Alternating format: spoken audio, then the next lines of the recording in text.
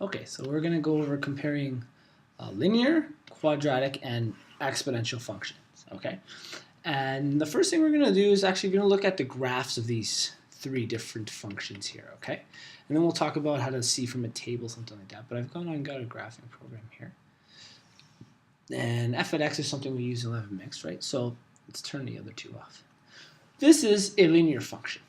Okay. And technically, a linear function can even be written to the power of 1. It's still the exact same function, okay?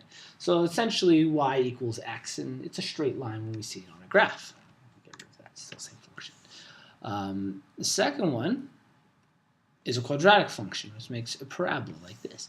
And this is x to the power of 2. Anytime you see a function that has an x to the power of 2, we know we have a quadratic function, okay? And finally, the last one is 2 to the power of x. This is an exponential function. So anytime, and if we zoom out, I'll show you the essentially shape, is it gets really, really close to the x-axis, and then from there, it takes off exponentially. In a sense, it goes very quickly upwards. Okay, so it's anytime it's to the power of x. So that's what those three functions look like. And they can be written any different way. For instance, if you got 3x, that's still linear, right? It's still to the power of 1. If I said 3x squared, there's a quadratic. And if I said 3 to the power of x, that's an exponential one, just a little different from before. Okay, so that's kind of the idea with those three. Let's look at an actual table. Okay, so we have a table here. And by looking at these, it can be really difficult. So there's something we do. We discover the differences. So there's the first differences. There's the second differences, and then there's the ratio. Okay, and we use this to tell if something is linear. So first differences is linear. Second differences tells if something is quadratic or a parabola. And the last one, the ratio, tells us something is exponential. Okay, so in order to do this, we should always check that our x values are increasing by the same amount. That's actually really important. They don't really talk about that much. And if you notice in this one, it's always going up by 1, right, as we go down. So one way that will help us with first differences is actually if we start from the bottom and subtract upwards. Okay, so if we constantly subtract from what we had above. So I'm going to take -1, and differences mean to subtract. So -1, and I'm going to subtract 0. Okay, and that's actually going to give us -1. I'm going to take 0 and subtract 1, so 0 subtract 1, and that's going to give us -1. 1 subtract 2 will give us -1, and 2 subtract 3 gives us -1. So what we just figured out here, because the first differences are all the same, it is linear. Okay, that means this is a linear relationship, and I don't need to do second or ratio. I already know this is linear. And actually what this told us is this is actually the slope. Okay, when we go upwards, we're actually solving the slope. This is a slope of -1. Okay, let's go to the next one. We usually start with first differences because in order to do second differences, you have to have done the first differences first. So we'll do that again in this model. Okay, again, we'll start at 9 and subtract 4. That gives us a value of 5. 4 subtract 1 gives us 3. 1 subtract 0 gives us 1. And 0 subtract 1 gives us -1. Those are right. 5, 3, 1, -1. Yeah. Those aren't the same. So we know this first differences didn't work. It's not linear.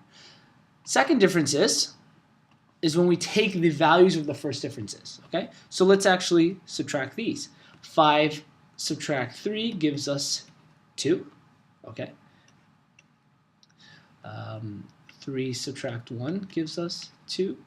And 1 subtract -1 is actually like adding 1 and 1, so that gives us a value of 2. So what we just figured out there is because the second differences are the same, that means we have a quadratic function. And we really don't have to try the ratio. We know that this is a quadratic function in this case. Okay.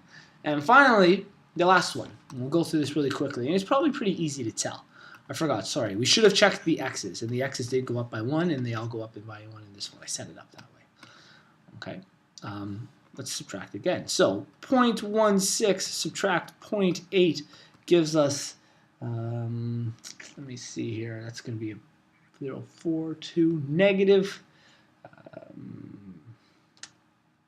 0.64, I think. Yeah. Okay, and then when we subtract this, 0.8 subtract 4, that gives us 3.2, negative 3.2. Okay.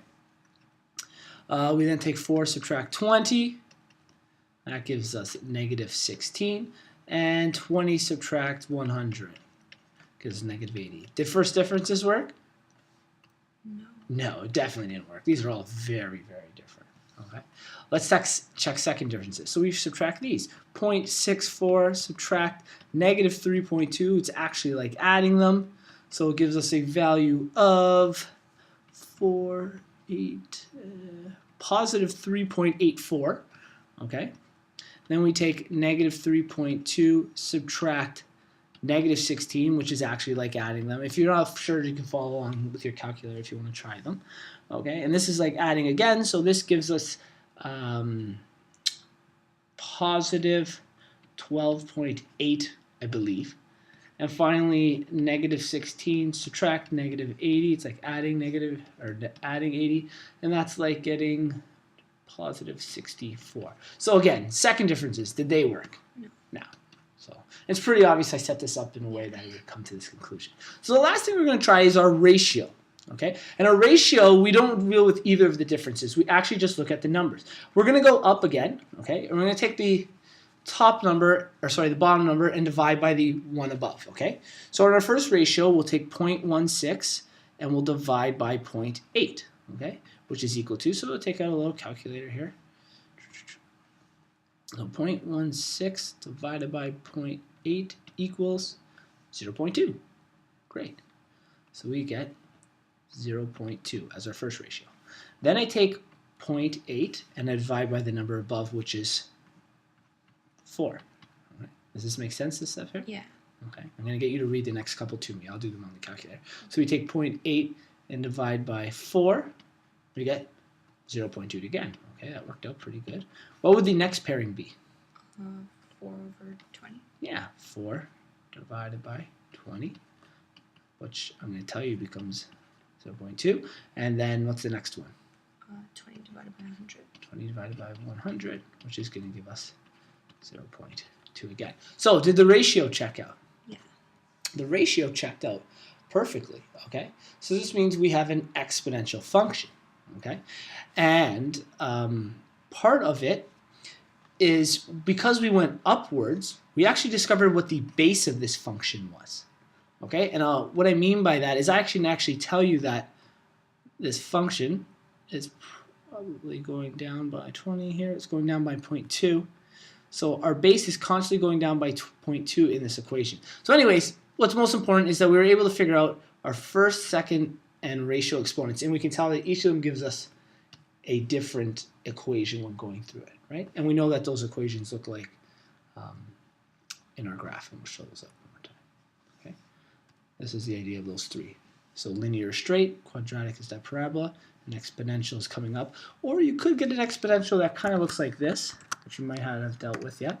And I'll actually use the number we had, 0.2 to the power of x. And if you notice, it's actually exponential decay. It's coming downwards. Okay.